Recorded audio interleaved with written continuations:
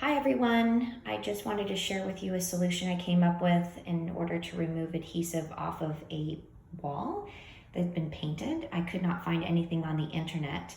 This is the final solution I found that worked. I got Goo Gone and I used a just plastic cap because I noticed how sharp it was. So this is what I did is I rubbed the Goo Gone with a rag all across where the adhesive was.